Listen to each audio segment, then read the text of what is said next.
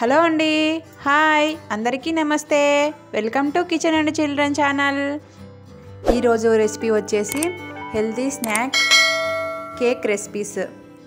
ఫస్ట్లోనే cake కాకుండా whisker చూపిస్తున్నాను అనుకుంటున్నారా? ఆ విస్కర్కు పెద్ద కత్తి ఉందండోయ్. ముందుగా ఒక గిన్నె తీసుకొని అందులో 1 కప్పు బెల్లం తురుమును వేసుకోవాలి. అందులో 5 టేబుల్ స్పూన్ వాటర్ని వేసుకొని తురిమిన బెల్లాన్ని బాగా స్టవ్ మీద పెట్టి కరిగించుకోవాలి. మంటని ఎప్పుడు లో టు మీడియం ఫ్లేమ్లో పెట్టి కరిగించుకోవాలి. చూడండి, బెల్లం అంతా బాగా కరిగిపోయింది. ఇప్పుడు స్టవ్ని ఆఫ్ చేసేసి ఈ బెల్లం సిరప్ని వడగట్టుకోవాలి. వాటిలో ఉండే మట్టి పుల్లలు అన్నీ బయటికి వస్తాయి. ఆ బెల్లం సిరప్ని బాగా చల్లారబెట్టుకోవాలి. ఇప్పుడు మందపాటి కుక్కర్ని తీసుకున్నాను. అందులో ఒక ప్లేట్ వేసి సిమ్లో పెట్టి ఆ కుక్కర్ని వేడి చేయాలి. కప్ కేక్ కోసం కప్పుల్ని తీసుకోవాలి. ఇలా ఇంట్లో ఉండే స్టీల్ కప్పుల్ని తీసుకున్నాను. అందులో కరగబెట్టుకున్న నెయ్యిని వేసుకొని ఆ నెయ్యిని గిన్నెలకు బాగా పట్టించాలి. బయట కొనే కప్ కేక్స్ కంటే ఈ కప్ కేక్స్ చాలా హెల్దీ. బయట కప్ కేక్ కోసం ఏమేమి వాడతారో మనకు తెలియదు కదా. ఇంట్లో ఇలా కప్ కేక్స్ని హెల్దీ ప్రాసెస్లో చేసుకుంటే పిల్లలు కూడా బాగా ఇష్టంగా తింటారు. హెల్దీగా వాళ్ళకు మనం చేసి పెట్టినట్టుగా ఉంటుంది. పైగా రాగి పిండి కూడా ఆరోగ్యానికి చాలా మంచిది. ఇప్పుడు గోధుమ పిండిని తీసుకొని కప్పులలో వేసుకొని కప్స్కి బాగా పట్టించాలి. ఇలా అంతా గిన్నెలకు పట్టేలా జల్లించుకుంటూ అన్ని గిన్నెలకు ఇలా ప్రాసెస్లో జల్లించుకోవాలి. చూడండి, ఇలా అన్ని గిన్నెలకు పట్టించి పక్కన పెట్టుకోవాలా. ఇప్పుడు ఒక బౌల్ తీసుకొని ఆ బౌల్లో హాఫ్ కప్పు ఫ్రీడమ్ సన్ఫ్లవర్ ఆయిల్ని వేసుకోవాలి. ఏ ఆయిల్ అయినా వాడచ్చు. నేను ఇక్కడ ఫ్రీడమ్ సన్ఫ్లవర్ ఆయిల్ వాడుతున్నాను. అలాగనే ముందుగా కాచి చల్లార్చిన బెల్లం సిరప్ని ఇందులో వేసుకోవాలి. బెల్లం సిరప్ చల్లారిన తర్వాతనే వేసుకోవాలి. వేడిగా ఉన్నప్పుడు వేసుకోకూడదు. ఇలా అంతా వేసుకోవాలి. తర్వాత 1 టేబుల్ స్పూన్ యాలకుల పొడిని వేసుకోవాలి. హాఫ్ కప్పు పెరుగును వేసుకోవాలి.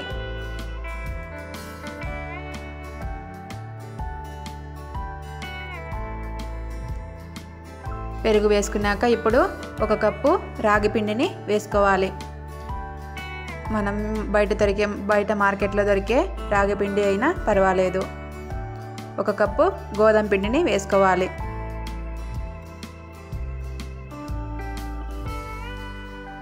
ఇప్పుడు 1 table spoon baking powder, half table spoon baking soda వేసుకోవాలి. వీటన్నింటిని బాగా కలుపుకోవాలి.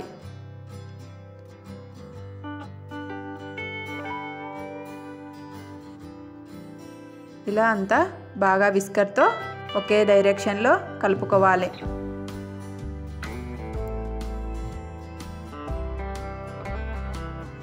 ఉండలు లేకుండా బాగా కలుపుకోవాలి. బాగా కలుపుకున్నాక హాఫ్ కప్పు కాచి చల్లార్చిన పాలను వేసుకోవాలి. ఈ పాలను కూడా వేసుకొని బాగా కలుపుకోవాలి.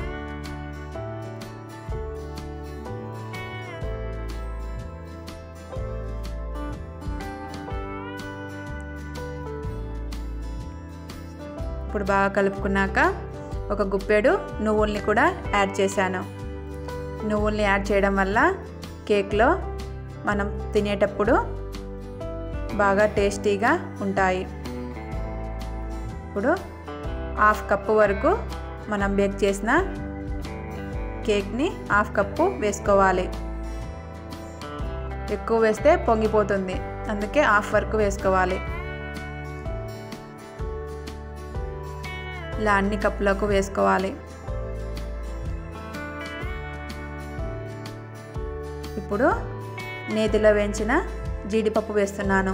ఇది ఆప్షనల్ మాత్రమే, ఉంటే వేసుకోవచ్చు లేదంటే లేదు. నేను నేతిలో వేయించి వేసుకుంటున్నాను. ఇది పైన డెకరేషన్ కోసం అంతే. ఇలా అన్ని కప్ కేక్స్కి పెట్టాక ప్రీహీట్ చేసుకున్న కుక్కర్లో అన్నింటిని పెట్టుకొని లో టు మీడియం ఫ్లేమ్లో 30 to 35 మినిట్స్ బేక్ చేసుకోవాలి. మూత పెట్టేసి 30 మినిట్స్ తర్వాత చూస్తే కేక్స్ ఇలా బాగా బేక్ అయ్యి చూడండి, నైఫ్తో ఒత్తినా కూడా అతుక్కోకుండా వచ్చింది. ఇంకా అన్నీ తీసేసి మళ్ళీ ఇంకొక బ్యాచ్ కప్పుల్ని పెడుతున్నాను.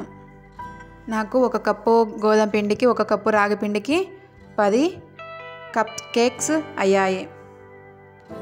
చూడండి, వీటిని బాగా చల్లారిన తర్వాత నైఫ్తో ఇలా అంటే బాగా వచ్చేస్తాయి.